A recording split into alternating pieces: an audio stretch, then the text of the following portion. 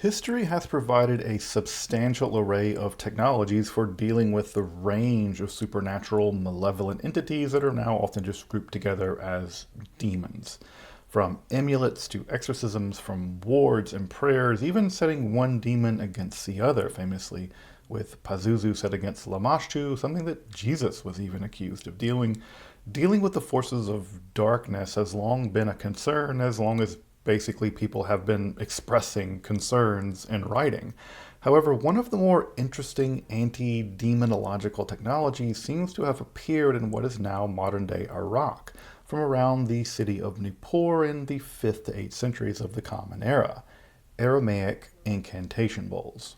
Now, I've covered the history and function of these marvelous bowls and their literature in a whole separate episode if you want to check that out in the pinned comment below.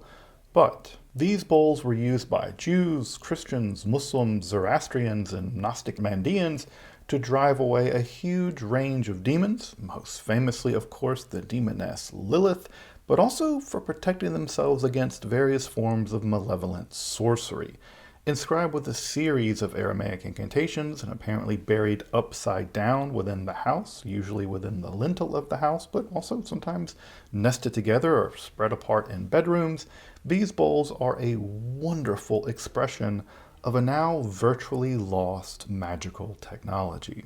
But after seeing several ancient bowls in museums and acquiring a few ancient versions of them myself, I was so enchanted, for lack of better word, with these bowls that I resolved to make them available for fans of Esoterica.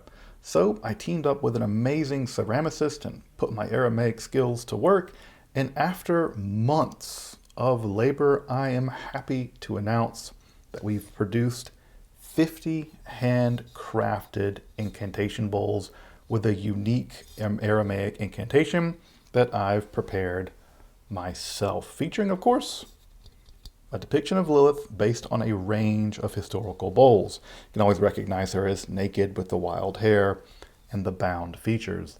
These bowls are each hand-prepared, they are hand-inked and fired, featuring a unique Aramaic incantation that I've prepared based on reviewing dozens, hundreds of historical bowls. And I have to admit, this project was a huge amount of fun that brings to life a virtually lost form of magical literature, and one that scholars increasingly believe, by the way, was done in the domain of women, as borne out by the varied domestic bowl and the varying degree of literacy of the Aramaic incantations themselves. So I am thrilled, really thrilled, to make 50 of these available for purchase via my antiquarian occult bookstore. You can find the links down below if you want to pick up one of these marvelous bowls. And if there's larger interest in these texts and these bowls, we may produce more, but at this point, it's 50 and that's basically done. These are quite labor intensive to produce, as you can imagine. But knowing that not everybody can afford such an object of art and that there are plenty of talented ceramicists out there, I've actually decided to release the Aramaic incantation that I composed, basically open source.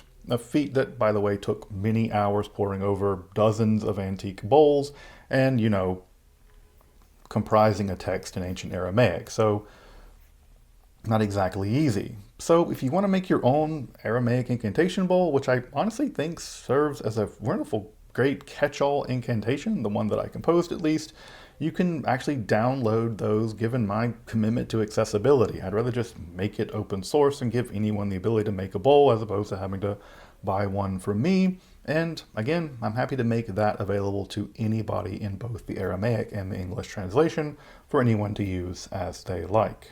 Finally, we did have a couple of bowls that were casualties of shipment. As you can see here, this one has been damaged a little bit, but I think could be easily repaired using some conservation glue or Japanese style kintsugi if you really want to flex on your conservation skills. These damaged bowls, and there are only 2 of them, I'm just going to give them away, right? You can see they should be relatively easy to repair. So how do you win them? Just leave a comment down below.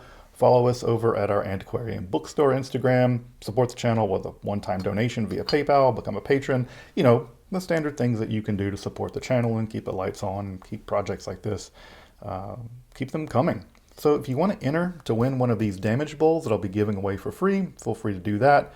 And I'll be announcing the winner of one of these bowls here in a couple of weeks or two. But I have to admit, a terribly fun project of making what is basically a nearly forgotten magical technology available again for consumption, at least as an object of art.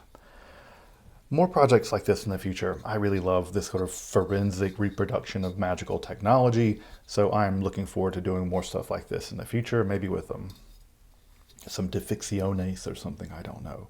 But again, if you want to check out one of these bowls and pick one of these up, you can find them over at my antiquarian bookstore. You can find the links down below if you want to do that.